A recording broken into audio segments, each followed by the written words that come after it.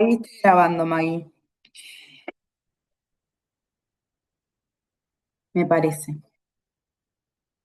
Después lo editamos.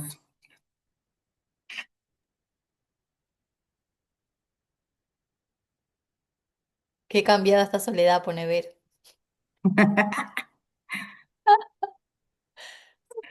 No mandé, te hay que mandar mail con cédula, fotocopia, no sé qué, para que te habiliten esto. Está todo trancado el mío. Oh,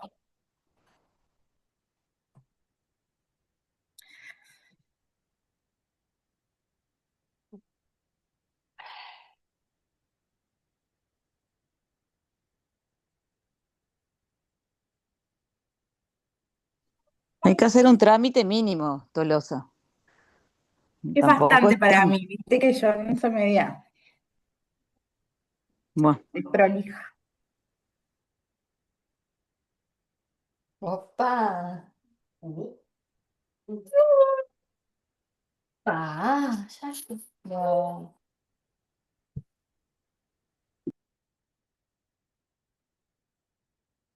cagando.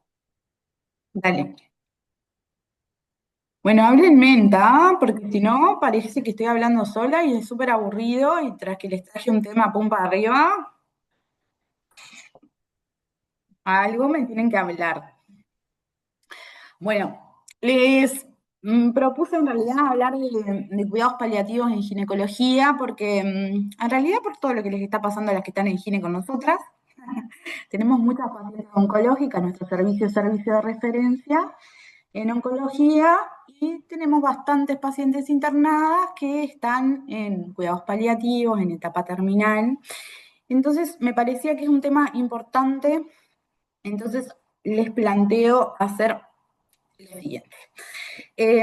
Hablar de cuidados paliativos en ginecología, específicamente vamos a hablar en ginecología oncológica porque es lo que más me divierte, pero se puede aplicar a muchos otros temas.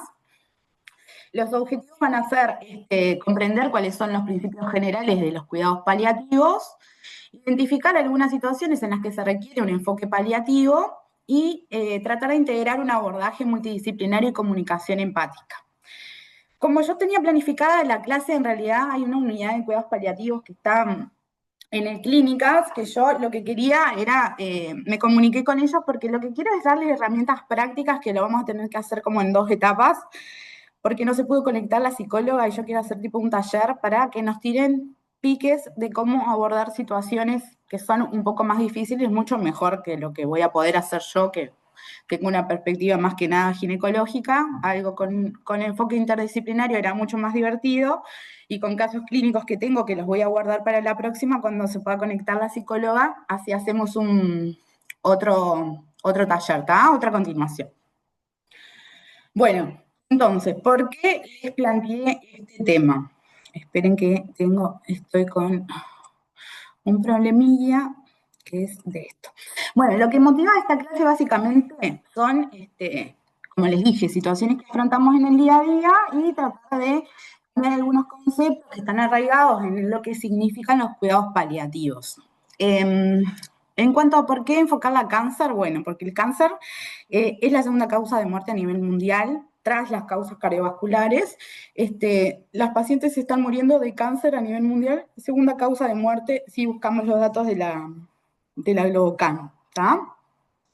El cáncer es un desafío para la salud pública mundial y en el 2022, que son los últimos datos mundiales que yo pude conseguir, se, se produjeron aproximadamente 20 millones nuevos de casos en el mundo y 9,7, casi 10 millones de muertes, ¿tá? Ahí les puse las principales causas de muerte por cáncer en mujeres. Obviamente el cáncer de mama, ven que es casi un cuarto, es por lejos la causa más frecuente de cáncer a nivel mundial en mujeres, pero después siguen otros cánceres, pulmón, colorecto, eh, y los cánceres ginecológicos están en Uruguay en los primeros 10 lugares de incidencia y mortalidad por cáncer en mujeres. Ahí les remarqué, esos son datos de 2020, ahora hay datos más recientes, pero bueno, no están publicados todavía públicos. Eh, el cáncer de mama es el primero en Uruguay, después sigue cáncer de cuello, cáncer de cuerpo de útero, que el más frecuente es el endometrio, y el cáncer de ovario, que si bien no es tan frecuente, es de los más mortales en las mujeres. Entonces, ¿por qué incorporar esta perspectiva en estas pacientes? Porque la atención integral del paciente con cáncer ginecológico va desde que hacemos la prevención, desde el diagnóstico, el tratamiento, la rehabilitación y después el acompañamiento al final de la vida. Así como estamos tratando de incorporar todo lo que es perspectiva de oncofertilidad, de sexualidad en el paciente oncológico, también hay que poder acompañar desde la otra perspectiva cuando ya me estoy quedando casi sin herramientas de tratamiento y entender el cáncer en esa concepción, ¿tá? Como una enfermedad crónica que yo voy a poder llegar hasta cierto punto y en cierto punto voy a tener que ver cómo abordo el acompañamiento al final de la vida, porque nos va a pasar a todos, la muerte es parte del ciclo vital de todas las personas y es de lo que más nos cuesta a los médicos aceptar. Entonces, es muy importante tener alguna herramienta que otra para poder abordar. Entonces, ¿por qué parece importante entonces integrar la perspectiva de los cuidados paliativos en ginecología? Y para arrancar, lo que les planteo es definir qué son los cuidados paliativos. Entonces les puse algunas definiciones en esa pantalla. Los cuidados paliativos constituyen un planteamiento que mejora la calidad de vida de las pacientes, ya sean adultos o niños, y sus allegados cuando afrontan problemas que son inherentes a una enfermedad que es potencialmente mortal. Previenen y alivian el sufrimiento a través de la identificación temprana, la evaluación y tratamiento correcto del dolor y los problemas, sean estos de orden físico, psicoemocional o espiritual. Esa es la definición de la OMS de cuidados paliativos. La NICE lo que dice es que es la atención holística activa del paciente con enfermedades avanzadas y progresivas. Esta definición es un poquito más amplia y lo que hace es no limitar los cuidados paliativos a los oncológicos o a los que son, sino a las patologías que son crónicas, como vamos a ver más adelante, y incorporarlos como una perspectiva de atención y no tanto como una rama de la atención, sino como una perspectiva que va a abordar todo el cuidado del paciente. ¿Está? Entonces, ¿en qué se basan los cuidados paliativos? En la atención integral del paciente, que sea compasiva y que sea centrada en la dignidad de la persona. ¿Está? Lo que queremos es aliviar el sufrimiento en todas las dimensiones, tanto físico como emocional, social o espiritual. Desde la perspectiva de esa de lo que es abordar a la persona en todo su aspecto de la forma más holística posible, lo que es un cambio en la perspectiva, ¿tá? El acompañamiento de los cuidados paliativos, lo que se planteaban en un inicio, era el cuidado paliativo como el cuidado de la persona al final de la vida. Y ahora el cuidado paliativo es parte desde el momento en que yo hago el diagnóstico de una enfermedad que va a ser crónica, que puede ser progresiva, hasta el final de la vida. El cuidado paliativo se deben brindar al mismo momento que los tratamientos que están destinados a curar o tratar la enfermedad. En eso nosotros, si nos han visto discutir, tenemos algunas diferencias, más que nada las del Pereira, ¿saben? Que tenemos diferencias en ese abordaje, pero lo que se plantea a nivel internacional es que los cuidados paliativos deben estar integrados desde el primer momento al tratamiento de las pacientes, sobre todo en aquellas enfermedades que van a ser crónicas, ¿tá? Porque no es solamente el final de la vida, sino el acompañamiento integral de la persona y de su entorno. Ya no es solo el paciente en estado agónico. Bueno, entonces, si seguimos analizando la visión desde la perspectiva de los cuidados paliativos, hay algunos principios que son fundamentales en la atención y que son estos que les puse en esta diapositiva. ¿Tá? La integralidad, es decir, se debe abordar el problema de la atención de la salud, todos, los físicos, los psicológicos, los sociales y los espirituales. Es muy importante la inclusión de la familia en la atención. Nosotros no estamos acostumbrados a lidiar con la familia, nos cuesta lidiar con la familia. Hay que incorporarla en la atención porque la familia siempre puede ser un aliado potencial y es el soporte del paciente. ¿Tá? Orientar en los cuidados básicos del paciente y darles el apoyo emocional y el seguimiento en el duelo, incluso en el momento de la muerte, que se merece la familia también. La universalidad y la equidad en el cuidado es que se asiste a pacientes de todas las edades. Esto van a ver que después lo vamos a ver, está normatizado en Uruguay y en todo el territorio nacional y se incluyen ahí patologías que son oncológicas y no oncológicas pasibles de cuidados paliativos. Se tiene que brindar una atención en cuidados paliativos de calidad, eso está normatizado también, a través de profesionales que tengan formación específica en paliativos. Podemos hacerlo desde cualquier especialidad, pero los cuidados paliativos están reconocidos como parte de la formación, hay diplomaturas, hay pasantías, algunas especialidades lo tienen incorporado como parte de su formación y yo creo que debe ser parte de la formación en ginecología porque es una parte muy importante del cuidado del paciente. Y después, continuidad asistencial, otro de los principios de los cuidados paliativos, que es que tengo que asegurarle al paciente que la voy a seguir en todos lados, ya sea en internación, en domicilio, en consultorio, en la guardia, de manera telefónica. Eso debe estar asegurado y coordinado y es responsabilidad del sistema de salud el acompañamiento en los diferentes niveles, que se va a hacer una derivación oportuna, es decir, una derivación desde el primer momento, una derivación precoz, no esperando las etapas finales de la enfermedad. Eso es el cambio de paradigma que hay en cuidados paliativos y en cualquier paciente que lo amerite, ya sea oncológico o no, por la alta carga sintomática o las necesidades que ese diagnóstico, esa enfermedad le van a implicar a ese paciente y a esa familia. ¿Y cómo lo voy a hacer? Para hacerlo bien hay que hacerlo en equipo, porque claramente eh, la perspectiva de un abordaje integral se complementa de diferentes saberes, de saberes desde la psicología, desde la patología en sí, de saberes del trabajo social, del apoyo comunitario. Si quieren hablar, me van diciendo y vamos parando, ¿no? Bueno, entonces, creo que lo más difícil para alguien en formación o con formación quirúrgica es cambiar la visión de cómo tratar la enfermedad y para qué tratamos al paciente. Y nos cuesta bastante, entonces quería hablar de esto, como tenemos que incorporar el concepto de que la muerte es una parte normal del ciclo vital. Creo que esa es la premisa que nos enfrentamos cuando tenemos pacientes con enfermedades crónicas, sobre todo con cáncer, y es una de las más difíciles de ir incorporando, ¿tá? Pero tenemos que cambiar la visión. El cáncer hoy por hoy se considera que es una enfermedad crónica que es controlable. Cuando estamos en etapa de remisión, estamos felices, lo podemos operar, vemos al paciente bien, se vuelve a integrar a su entorno adecuadamente, pero cuando tenemos una remisión, ahí se vuelve mucho más difícil el abordaje y en eso el trabajo en equipo, incorporar otras visiones, hablar con otros especialistas, es lo que nos va a permitir seguir atendiéndolo de manera adecuada.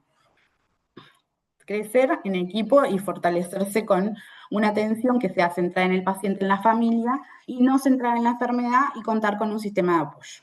Entonces, el cuidado paliativo, ¿cuáles son las cosas que considera? Considera la muerte como una parte normal del ciclo vital. No acelera ni retrasa la muerte. Lo que hace es brindar el alivio, sobre todo se centra en el brindar el alivio del dolor y de otros síntomas que van a perturbar a la persona, que después lo vamos a ver más adelante. Incluye los aspectos psicológicos, sociales y espirituales en la atención, eso es muy importante como parte de esta concepción. Ofrece un sistema de apoyo para ayudar a los enfermos a vivir activamente, tan activamente como sea posible, porque vivir activamente es lo que te da la calidad de vida, y ofrecer un sistema de apoyo para ayudar a los miembros de la familia en su proceso de pérdida y de tristeza. O sea, contemplar a la familia como parte de un binomio de atención. La familia viene con el paciente, nosotros hablamos del binomio materno-fetal, en este caso el binomio es el paciente y la familia en las enfermedades crónicas. Y puede llegar a ser la comunidad y puede llegar a ser otros entornos. Entonces, si revisamos algunos mitos comunes que se asocian a los cuidados paliativos, no para una patología, los cuidados paliativos, vamos a leerlos ahí, son solo para los pacientes con cáncer.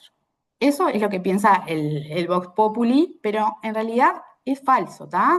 Se aplican a muchas enfermedades crónicas y crónicas degenerativas, por ejemplo, la ELA, cualquier enfermedad que afecte la calidad de vida, neuropatías, enfermedades neurológicas, el Parkinson avanzado, las demencias, endometriosis crónica progresiva, enfermedades raras e incapacitantes o situaciones perinatales complejas que también incluyen los cuidados paliativos. Ustedes han tenido en maternidad, tenemos contacto a un equipo de cuidados paliativos neonatales porque esas enfermedades también requieren cuidados paliativos.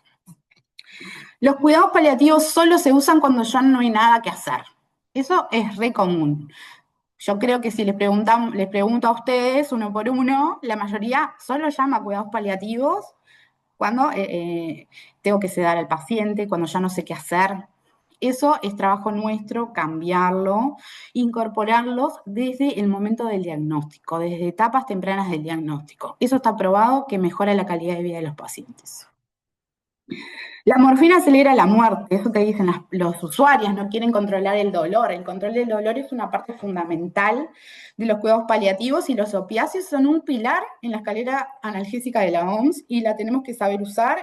No es el objetivo de esta clase darles protocolos de eso, pero sí que les quede bien claro que los pueden usar y al paciente con dolor no tiene tope terapéutico. Y eso es real.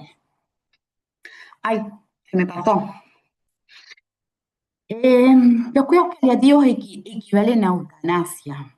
No, la sedación paliativa no equivale a eutanasia. La sedación paliativa es para aliviar el sufrimiento y no para provocar la muerte. ¿Ah? Y los cuidados paliativos solo se brindan en hospitales. Idealmente es todo lo contrario. Los cuidados paliativos se ofrecen en el hogar con un sistema de apoyo comunitario en donde el paciente esté más cómodo y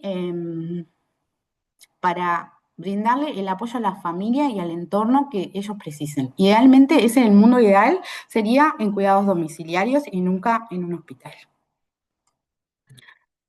Entonces, creo que es necesario incluir los cuidados paliativos en la currícula porque este enfoque, ¿qué es lo que hace? Permite humanizar la atención y prepararnos a los profesionales para afrontar situaciones que son complejas, que requieren de empatía, que requieren de competencia, que nos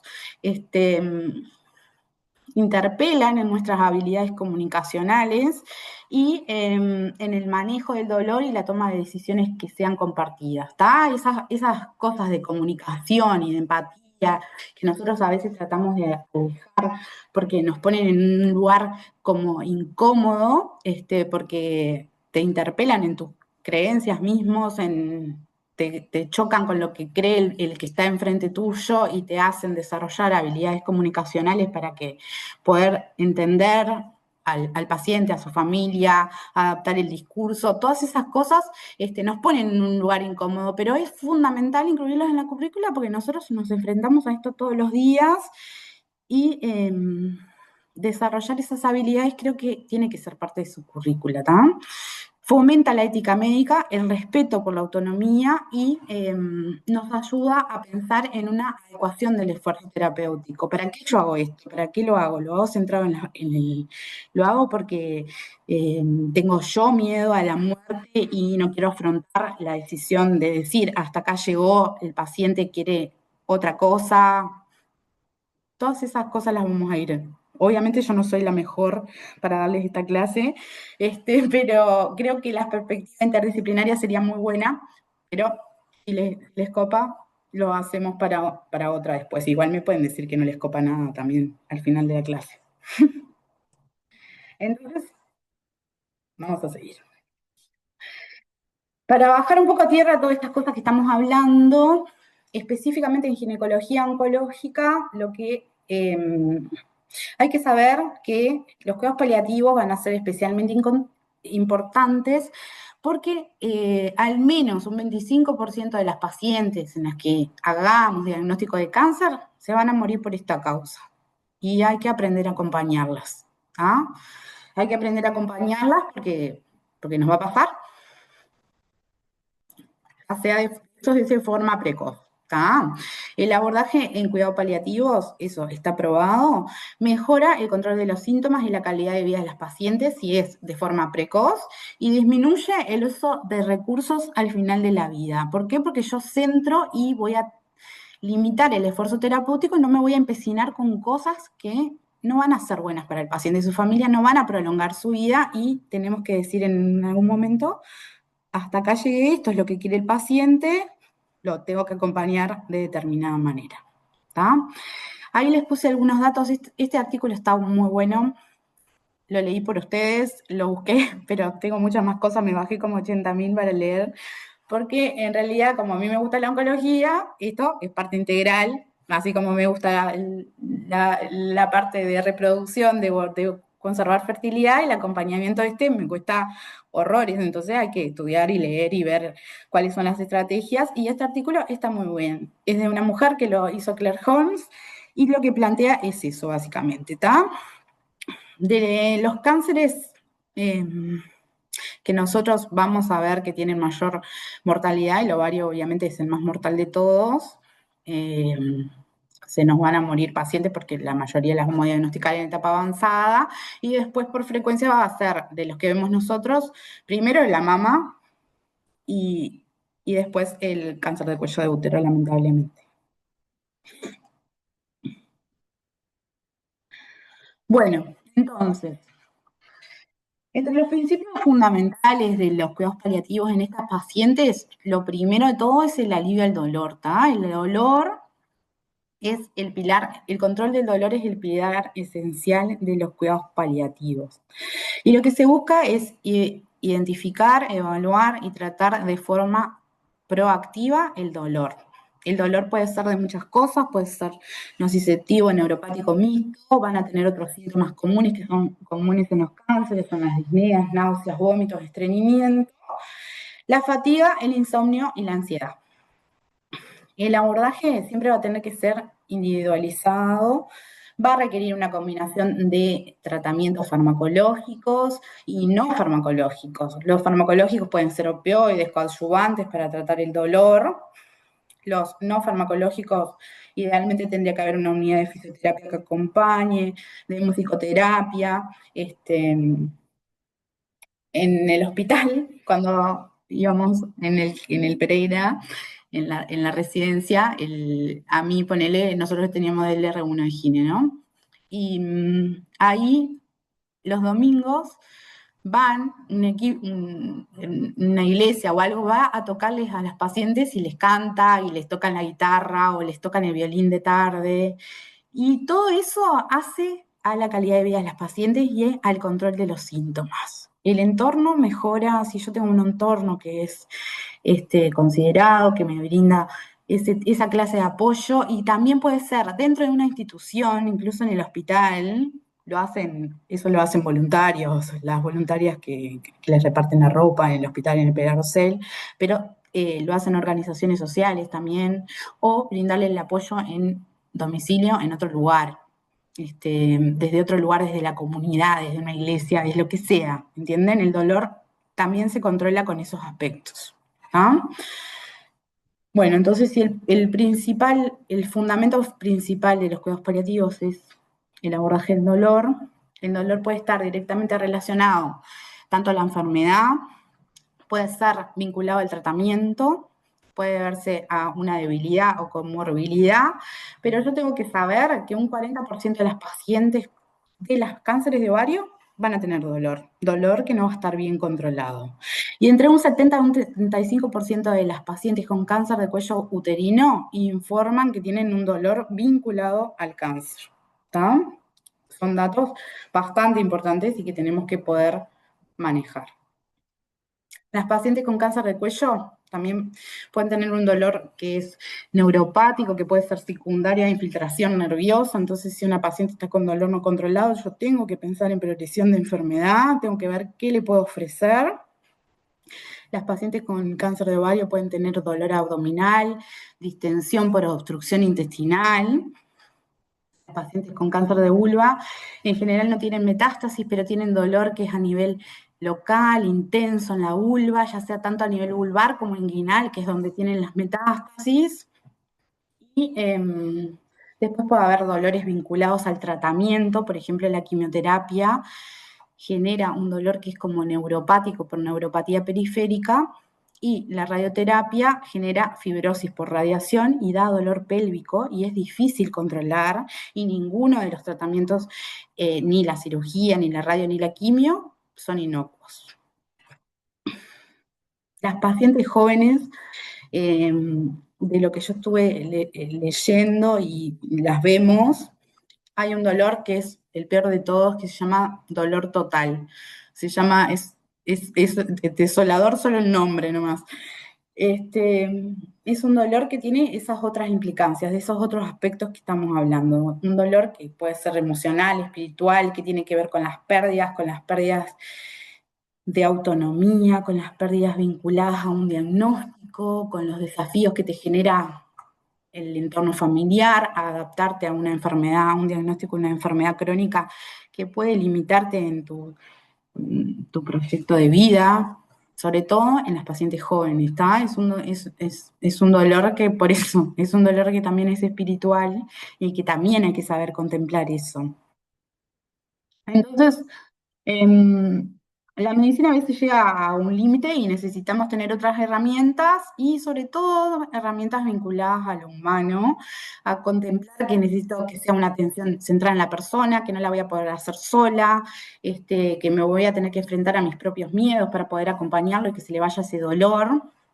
Y tengo que aceptar también que esa paciente puede llegar a tener otras cosas, puede tener ansiedad, depresión, miedo a la muerte, y todo eso también hay que acompañar. ¿Tá? Las pérdidas van a ser no solo por la enfermedad, sino van a ser por los proyectos de vidas que tengan estas pacientes. Pierden autonomía, uno pierde autonomía cuando tiene una enfermedad crónica que puede ser degenerativa o no, y que te puede implicar la muerte. Entonces, cuando nos quedamos sin esas herramientas médicas, tenemos que fomentar otros valores, otras herramientas, valernos de otras cosas, de la intervención social, valorar cuáles son los vínculos, cuáles son los vínculos los familiares, cuál es la situación económica, valorar redes de apoyo, todo lo que se le pueda brindar que le quite un poco de ese peso. Las pacientes jóvenes, por ejemplo, nos ha tocado, y yo era el pilar de sostén de mi familia, tanto en lo económico como no. Bueno, ¿qué podemos hacer? Bueno, hablemos con trabajo social, hablemos a ver cómo se puede hacer para sacarle el peso de no lo voy a poder hacer más, esta enfermedad me tiene acá, no he podido trabajar en meses. Todas esas cosas hay que ir contemplándolas, integrarlas a la atención y para eso el trabajo en equipo es fundamental. A veces nos pasa que llegamos a un momento de burnout o de algo que una parte del equipo no está o nos cuesta interactuar en esa forma, pero saber que hay herramientas en otros lados o que alguien más te puede ayudar en ese momento es muy importante.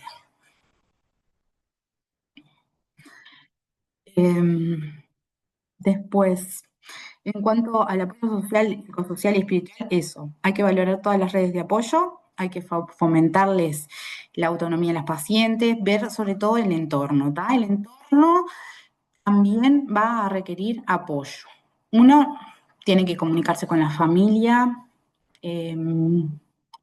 saber cuáles son sus creencias, qué es lo que piensan de la enfermedad, qué es lo que piensan de los tratamientos, promover la autonomía y las decisiones informadas en los cuidados, pero sí con el respeto de los valores y creencias y preferencias de cada uno de ellos que pueden no ser los mismos que los míos. Eso es más difícil todavía aún, pero la recomendación siempre va a ser la comunicación clara y empática. El cuidado paliativo es esto que les puse.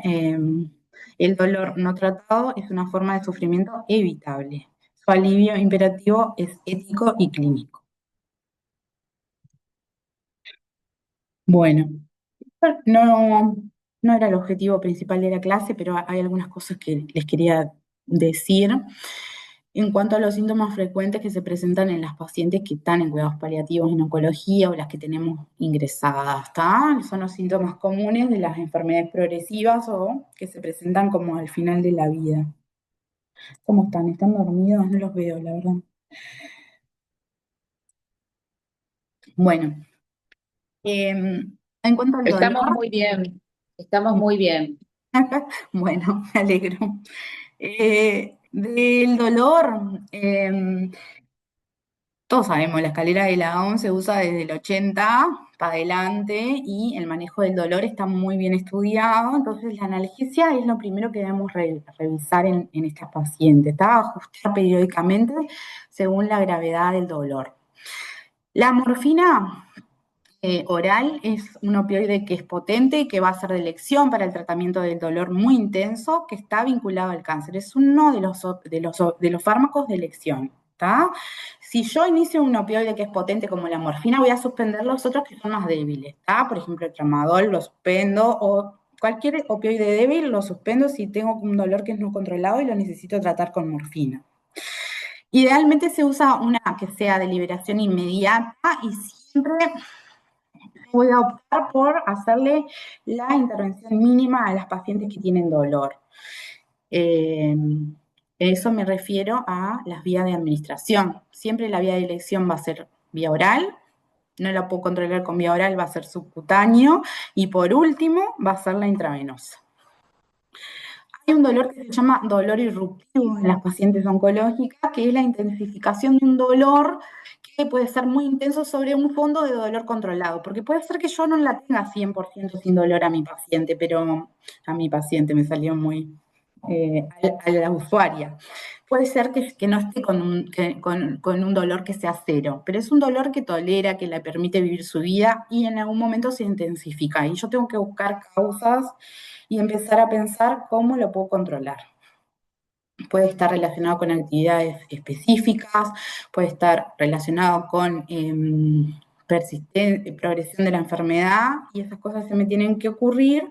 Puede ser secundario a algún tratamiento. ¿Está? El uso de opioides, obviamente, tiene efectos que son persistentes, efectos secundarios, que pueden ser estreñimiento, náuseas, vómitos, y que se pueden controlar. Si yo uso opioides, acordarse que el estreñimiento, las náuseas, los vómitos son de los síntomas más comunes, ¿está? Me voy a tomar un mate porque me estoy quedando, de tanto que hablan ustedes, me estoy quedando con la lengua seca. Bueno, después, lo que se recomienda para el control del dolor, obviamente, es usar un opiáceo con un no opiáceo. Los no opiáceos comunes, paracetamol y AINES, son los recomendados, ampliamente recomendados para el tratamiento del dolor en cáncer. Y después puedo valerme de otras cosas, por ejemplo, el dolor neuropático puedo utilizar anticonvulsivantes, antidepresivos, la gabapentina, la carbamazepina y la amitriptilina son ayudantes buenos en el dolor neuropático. Y en algunos lugares que estuve leyendo, la ketamina se usa también para los dolores neuropáticos persistentes. Eso lo manejan las unidades de dolor. Lamentablemente en el Pereira no tenemos unidades de dolor, pero en el clínicas o en el INOT o en las mutualistas sí hay unidades de dolor porque los anestesistas manejan muy bien y estaría muy bueno poder hacer protocolos que nos den protocolos de manejo de la escalera del dolor, según lo que tenga disponible en mi centro asistencial. Corticoides. Los corticoides, también quería decirles que también ayuda a controlar síntomas vinculados al dolor inflamatorio, ¿tá? Y relajantes musculares, a ver si se pueden usar también. La radioterapia también es una herramienta que es muy útil para control de los dolores que sean por metástasis óseas en las pacientes. Por eso nosotros decimos, bueno, vamos a pedirle radioterapia, les duele la columna, vamos a pedirle radio, ¿tá? La radio controla el dolor óseo, que puede ser causado por una fractura patológica o algo de eso, y por eso lo usamos como medida no farmacológica junto con la medicación. Idealmente los masajes, la acupuntura, todo eso también sirve, obviamente en entornos que son de bajos recursos como salud pública, es muy difícil brindárselos, pero hay algunos entornos que pueden, que si vos les decís, bueno, esto me parece una buena herramienta, siempre hay que ofrecerlo, ¿está? Como parte de un tratamiento complementario. Después, náuseas y vómitos, aparte del dolor, náuseas y vómitos son un síntoma muy frecuente, ay, se me fue, en pacientes que que tienen un cáncer avanzado. Las náuseas y los vómitos son de lo más común, y hay que tratarlos un 50-70%. Va a presentar, de las pacientes oncológicas avanzadas, va a presentar náuseas y vómitos, y hay que tratarlos, ¿está? ¿Qué? Porque pueden ser muy invalidantes, muy discapacitantes y debilitantes para la paciente y su familia, ¿está? Las náuseas se desencadenan por receptores, quimiorreceptores, que se llaman zonas gatillos, en el tracto gastrointestinal, en el sistema límbico, en el aparato vestibular, pueden asociarse a náuseas, a mareos, y el vómito, resultado de la estimulación de esos receptores. Entonces, las pacientes que tienen náuseas y vómitos pueden tener otros síntomas que estén mal controlados, aparte de dolor, pueden estar deshidratados, ¿tá? Van a requerir antieméticos en algún momento a los pacientes, y lo que está recomendado es ponerlo si requiere.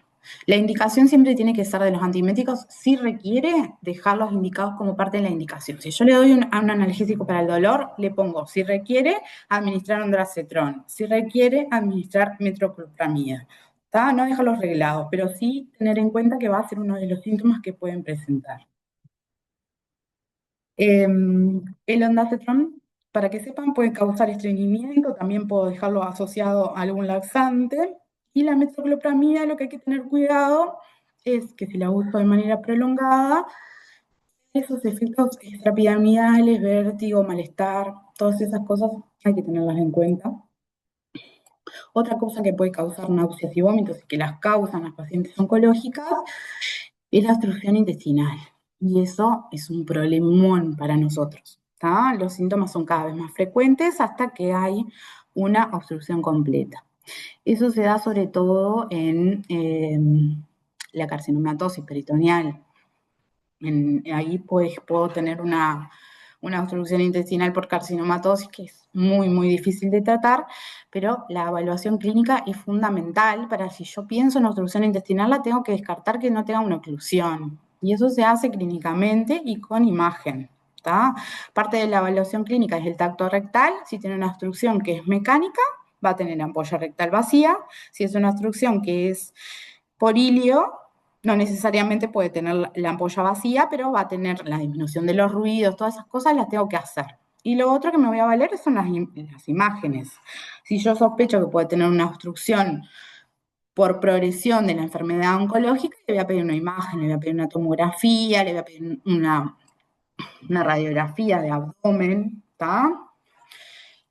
En las náuseas y los vómitos, si me generaron repercusión en la paciente, me generaron deshidratación y esas cosas, la voy a reponer con líquidos, puedo restringir la ingesta oral, puedo llegar a requerir sonda nasogástrica,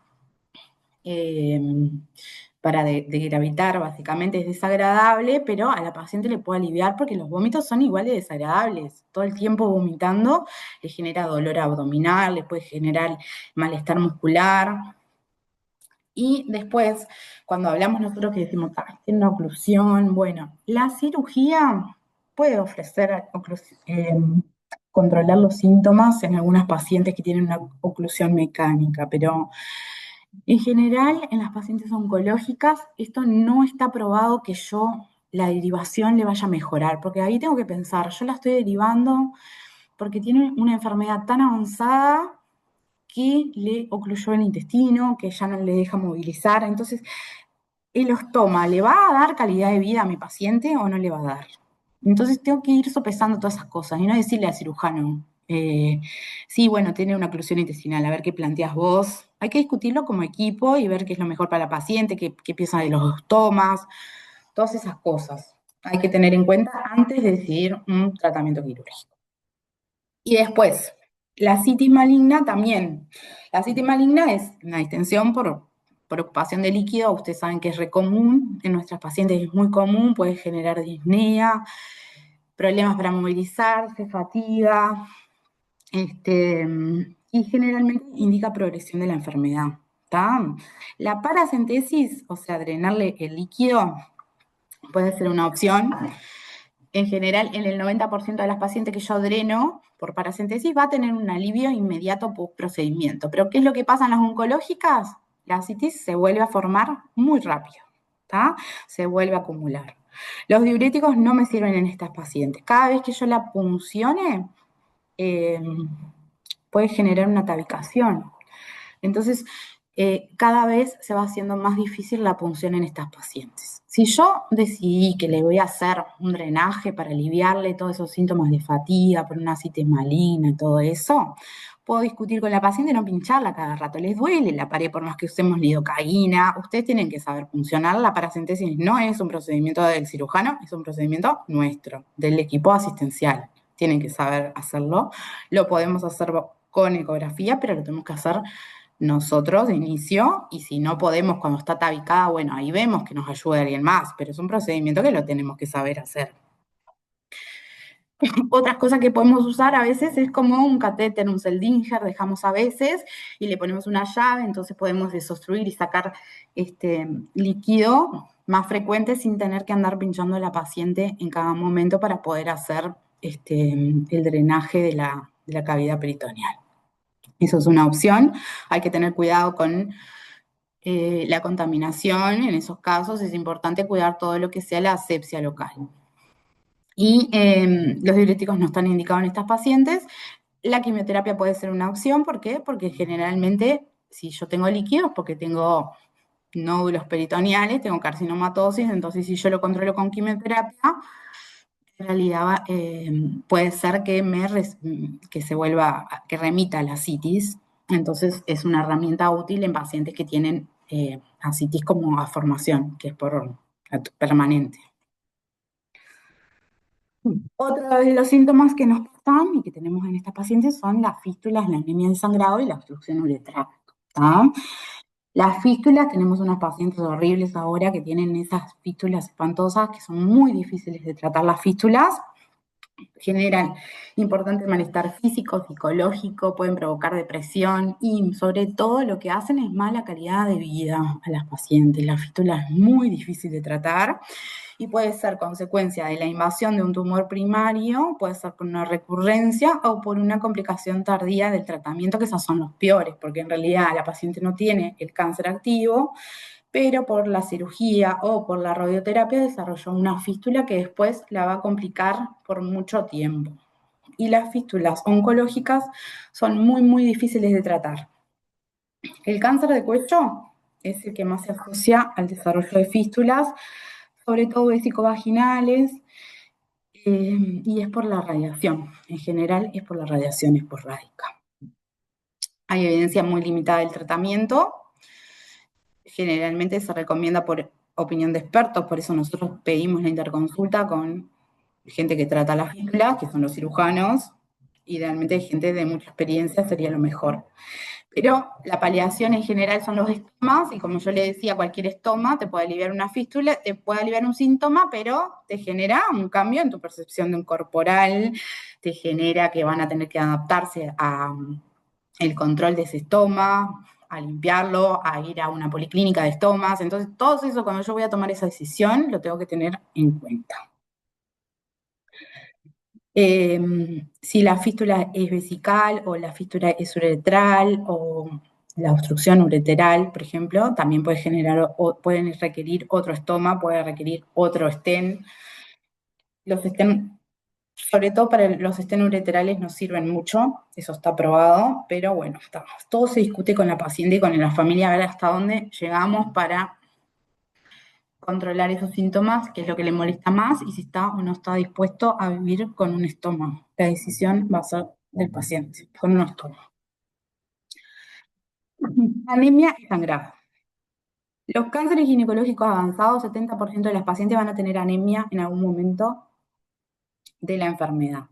Y el sangrado puede ser o por invasión del tumor directa, porque erosiona los vasos sanguíneos, eso pasa sobre todo en el endometrio y en el cuello, por efectos sistémicos del cáncer, la quimioterapia da trombocitopenia, coagulopatía, y puede ser por la invasión local, por la invasión de la vagina, puede ser por la invasión de la vejiga, del intestino, puede causar hematuria, puede causar rectorragia, los vemos.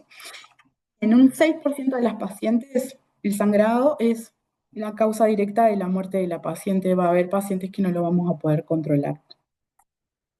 Entonces, cuando nos enfrentamos a una paciente que tiene sangrado, tengo que ver y pensar yo por qué tiene ese sangrado, por qué está sangrando ahora esta paciente y qué le puedo hacer. Entonces, depende de la intervención. Todos hemos tenido pacientes, por ejemplo, el cáncer de cuello, tengo más intervenciones para hacer si tiene un sangrado activo que un cáncer de endometrio, por ejemplo, que me limita un poco. Por ejemplo, en un cáncer de endometrio, si yo le taponeo la vagina, lo único que hago es, me tapo los ojos, no lo veo al sangrado, pero va a tener igual, porque cualquier tamponamiento no va a ser efectivo porque no es ahí el sangrado, es en otro lugar. Si es un cáncer de cuello, las medidas de tamponamiento, por ejemplo, con el uso de hemostáticos que nosotros usamos disinone, transamina, eso está descrito y sirve para el cáncer de cuello, le taponean, le llega una paciente con un cáncer de cuello muy avanzado, está sangrando, mecha con transamina, está bien, mecha con disinone, está bien, y veo cómo evoluciona. Además, me puedo basar en medicamentos, la transamina intravenosa sirve para el sangrado activo, la puedo usar, tengo que tener cuidado, tiene algunas contraindicaciones, pero la puedo usar. Otro abordaje que puedo hacer en el sangrado muy activo, aparte del tamponamiento así y el uso de transamina intravenosa, es ya pasamos a medidas quirúrgicas que pueden ser o radiología intervencionista o puede ser cirugía de rescate. ¿Tá? La radiología intervencionista es la embolización de cualquier arteria que me esté sangrando, que puede ser la uterina, puede ser la hipogástrica, puede ser la ilíaca. Eso en algunos centros hay, ya vimos que hay en el norte, porque nos contaron la otra vez en un eco. Nosotros tenemos en otros centros que están cerca, nosotros digo en el Pereira, perdonen, que están los otros centros, pero ahí en el americano hacen, entonces la podemos coordinar rápidamente, una embolización, y lo otro es la ligadura de las hipogástricas, el quirúrgico cuando no me queda más remedio y cuando ya no tengo cómo parar el sangrado, tengo que saber que puedo llegar a requerir esa intervención. Y ahí que esté Fernanda, Sebastián, Diego, cualquiera de ellos, y un amigo que te acompañe si te toca a vos, y siempre un teléfono amigo para llamar a alguien más grande que nos dé todo el apoyo como siempre, ¿está? Bien. La obstrucción ureteral ya la hablamos, es un estoma también básicamente, puede generar, la obstrucción ureteral lo que me interesa es que piensen ustedes, si yo tengo un tumor que crece en la pelvis, me va a comprimir para los lados también, me comprime el cuello, me comprime parametrio, me comprime uréteres. El uréter, si se comprime, puede dar dolor, puede dar infecciones urinarias a repetición. Y lo voy a ver en la imagen como una hidronefrosis, ¿está? Entonces, si yo tengo una hidronefrosis, tengo que pensar, y todavía le anda bien el riñón, en preservar la función renal haciendo una derivación, si la paciente está dispuesta a tener una nefrostomía, lo tengo que discutir con la paciente y eso puede preservar la función renal. O sea, es un equilibrio que tenemos que hacer y no es una decisión que la toma solamente el urólogo, no la toma solo cuidados paliativos, no la toma solo nosotros, se toma en conjunto y con la paciente. Esto nos pasa ahora, idealmente se hace antes de que afecte la función renal, preventivo. Porque si tiene la obstrucción, va a tener la afectación renal después. Tengo que ver qué tanto le afecta la calidad de vida y cuándo voy a tomar la decisión, y eso se hace en conjunto. Bueno, espero que no estén re embolados, va a quedar menos. Entonces, los cánceres ginecológicos van a tener desafíos que son clínicos y van a ser humanos. El enfoque paliativo es pensar en todas esas cosas, tratar de aliviarle el sufrimiento y acompañarle lo mejor que se pueda a la paciente. La derivación temprana me interesa. Yo la diagnostiqué y tiene indicación de acompañamiento por cuidados paliativos desde el momento del diagnóstico y desde las primeras decisiones, así como tienen indicación las pacientes de jóvenes que quieren preservar su fertilidad, de la consulta con oncofertilidad, de cuidados paliativos. Idealmente estaríamos trabajando todos juntos en una sola unidad y hablando todos juntos con la paciente en una consulta que demore mucho más de 20 minutos, que es lo que te brindan los efectores de salud para atender a estas pacientes. Entonces, la evaluación integral de paciente con cáncer ginecológico, que incluye la valoración física, síntomas principales, ver que tiene dolor, disnea, náuseas, vómitos, todo lo que yo le pueda mejorar, lo voy a hacer. Me refiero a un síntoma, exploración física dirigida y valorar el estado funcional del paciente, cuál es su movilidad, cuál es su autonomía, cuál es la tolerancia a la actividad, tiene o no tiene. Ahí tengo que pensar también que si es un paciente limitado, también tengo que pensar en tromboprofilaxis, ir incorporando otras cosas, ¿está? Valoración emocional, aspectos clave, está ansioso, está depresivo, tiene miedo a la muerte, ¿qué quiere hablar? Puedo sentarme a hablar, puedo charlar, las pacientes jóvenes sobre todo son muy difíciles, nos cuestan horrores asumir que pueden tener miedo a la muerte, que tienen pensamientos de su familia, quién se va a quedar. Hay que abordar esas cosas por más que nos cueste. Y hay herramientas que se pueden usar, hay escalas, ahora les voy a mostrar. Y después, la valoración social, red de apoyo, con quién se cuenta. ¿Tiene familia? ¿No tiene familia? ¿Tiene una red de contención? ¿No la tiene? ¿Es un paciente que está institucionalizado y no tiene a nadie? Bueno, esas cosas hay que tenerlas en cuenta. Hay que tenerlas en cuenta hasta para decidir dónde lo voy a tratar. Si puedo tratar en domicilio, idealmente, siempre es lo mejor si tiene una red de contención. Si no tiene a nadie, si está solo en la vida y vive en una casa que tiene 2 pisos y no tiene ni cama abajo, esas cosas hay que tenerlas en cuenta también para decidir cómo voy a hacer. Y después hay factores culturales y creencias que van a influir en la toma de decisiones. Hay algunas pacientes que su religión o sus creencias personales van a influir en las decisiones terapéuticas y yo lo tengo que considerar. Bueno, esto es un cuestionario, no lo vamos a ver, pero hay cuestionarios de escalas de dolor, hay cosas que podemos hacer que me gustaría protocolizar con anestesia o darles alguna herramienta que puedan decir, bueno, esto lo usamos. Están validados, no en Uruguay, pero sí en otras partes del mundo, en España. Este es otro, rendimiento en cuidados paliativos, lo que mide es el estado funcional del paciente en 5 dimensiones, que son si camina, en la actividad, en el autocuidado, en la ingesta, en el nivel de conciencia. Y la escala 0% es muerte, obviamente, y 100% es que tiene salud plena. Y bueno, van a intervalos de 10 y ver a ver cómo le puedo planificar para mejorar su calidad de vida. Esta escala se la dejé ahí porque es un cuestionario que lo pueden hacer, es abierto, está online, sirve. Bueno, para ir cerrando un poco esta charla que espero que no los haya deprimido mucho, en realidad no era la idea, era totalmente al revés. Aspectos éticos y decisiones al final de la vida, ¿tá? Yo tengo que considerar que esto que a mí me interesa es la calidad de vida y la dignidad del usuario al que yo estoy asistiendo. Entonces, tengo que evitar intervenciones fútiles. La cirugía tiene alta morbilidad en algunos casos y muy pocos beneficios en pacientes frágiles, y eso lo tengo que tener en cuenta. Nosotros queremos operar, operar, operar, a veces nos sirve operar. Tengo que decidir, este paciente no lo voy a operar. Planificación anticipada de los cuidados. Yo me tengo que ir anticipando en cómo viene la enfermedad y ir preparando al paciente y su familia para las cosas. Eso tiene que ver con la comunicación, para las cosas que van a ir pasando. Bueno, vamos a llegar a un momento en que vamos a perder la autonomía, por ejemplo, en los cánceres de ovario. La distensión es muy frecuente, no van a poder caminar, van a necesitar esta ayuda. Tienen que ir preparando al paciente, a la familia para lo que viene, porque si no, si te pasa un momento para el otro y nadie te avisó que van a pasar esas cosas de pérdida de la autonomía, la asimilación del acompañamiento al final de la vida es mucho más difícil, ¿está? La sedación paliativa está indicada en casos refractarios y con sufrimiento intenso, y la limitación del esfuerzo terapéutico de autonomía y consentimiento informado son muy, muy importantes.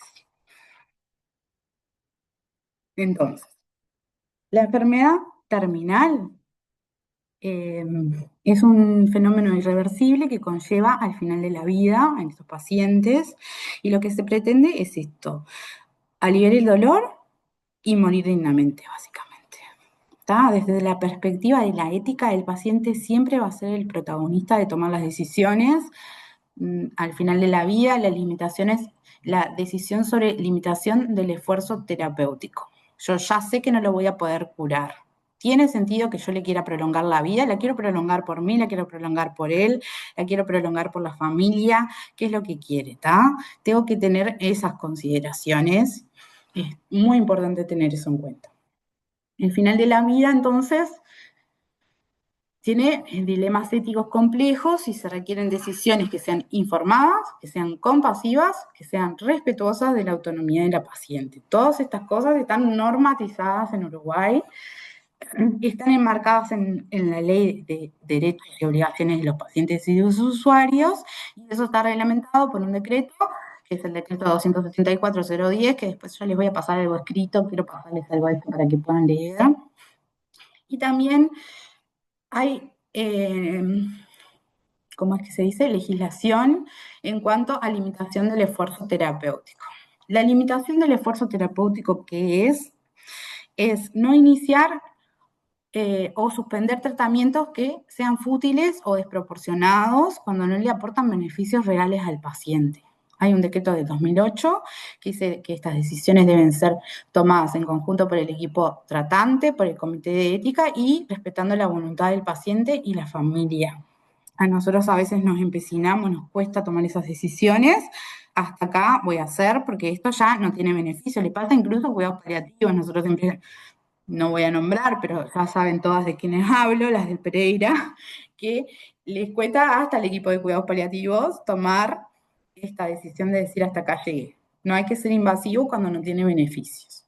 Y la autonomía y el consentimiento informado, la autonomía es el principio ético fundamental, el consentimiento informado es obligatorio en Uruguay en todo acto médico, excepto en una urgencia y bueno, y en muy pocas cosas. Y la ley le brinda al paciente en Uruguay el derecho a rechazar tratamientos. O sea, el paciente si no quiere, tiene derecho a hacerlo y eso está contemplado en la legislación uruguaya. Entonces, normativa en Uruguay, ahí les puse algunas cosas, les va a quedar colgadas. Les recomiendo que la lean en algún momento de la vida si pueden. Hay una ley de cuidado paliativo que está muy normatizada y reglamentada y garantiza la atención integral y cómo se tiene que dar y dónde se da. Esta es la ley de derechos y obligaciones de los usuarios. Y después tendríamos una discusión de eutanasia que a mí me interesa muchísimo discutirla, pero capaz que otro día y menos tarde. Por ahora no es legal en Uruguay, pero sí lo de la voluntad anticipada, ¿está? Eso sí, el buen morir se llama. El paciente puede rechazar tratamientos médicos, incluidos los que prolonguen la vida, pero no autoriza activamente la eutanasia. Hay proyectos parlamentarios de eutanasia, Ope Pasquet presentó uno en 2020, todavía no aprobado. Cosas que quiero que tengan piques. Cuando yo les digo, por ejemplo, a las que están más en contacto con nosotros, que la comunicación de las situaciones difíciles o de un diagnóstico de cáncer o algo de eso, que no lo hagan solos porque necesitan apoyo y porque nosotros vamos aprendiendo con el tiempo, pero hay algunas estrategias que usamos, estas son algunas de las que usamos para comunicar situaciones difíciles. Se llama estrategia SPICS de comunicación, que es crear un ambiente adecuado, que es un ambiente adecuado, un ambiente que yo tenga privacidad con el paciente y la familia para hablar de un diagnóstico que le va a implicar un cambio en su vida, ¿tá? Explorar lo que el paciente sabe, qué sabes del diagnóstico, qué te han dicho hasta ahora, preguntar cuánto quieres saber, porque a veces no quieren saber todo y no se le puede brindar una explosión de información porque no se puede asimilar, hay que ir de a partes. Comunicar la información, decirle esto es así, ver qué interpretó de eso, una comunicación efectiva se llama, validar las emociones de miedo, de aceptación del diagnóstico, de enojo, y después hacer un plan terapéutico, estrategias y sumario, de qué es lo que vamos a hacer a continuación. Bueno, ahora que sabemos esto, podemos hacer esto. Vamos a tener esta consulta con radioterapia, vamos a tener esta consulta con paliativos, vamos a planificar, podemos hacer esto, mientras tanto te vamos a dar estas herramientas de control del dolor. Todas esas cosas son muy, muy importantes. Las van adquiriendo con el tiempo, lo tienen que hacer con alguien, ustedes que están en etapa de formación, el diagnóstico de un cáncer.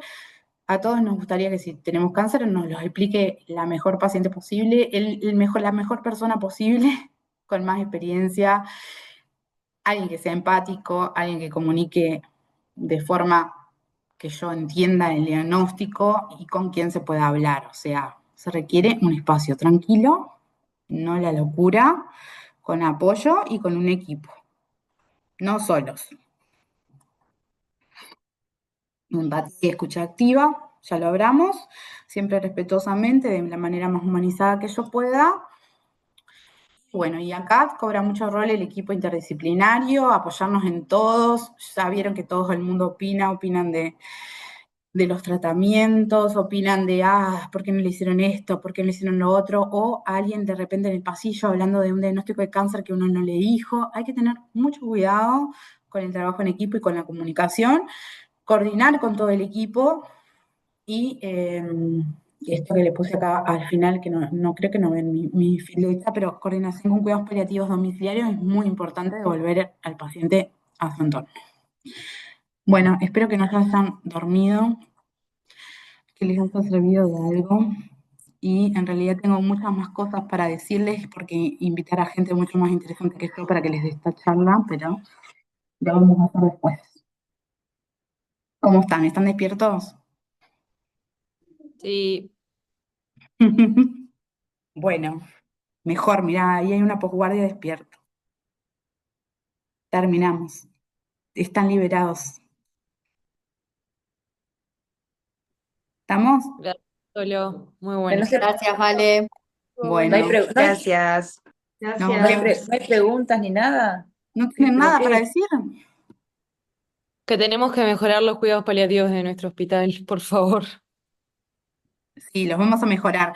Después tenía pila de casos clínicos que capaz que los podemos discutir como cosas más puntuales, que me gustaría darle herramientas así como de comunicación de malas noticias en pacientes jóvenes y eso, pero eso sí lo quiero abordar con una psicóloga en una clase que no sea tan larga, un ratito, para ver cómo hacemos para comunicar o diagnósticos o eso ya en breves. ¿Está?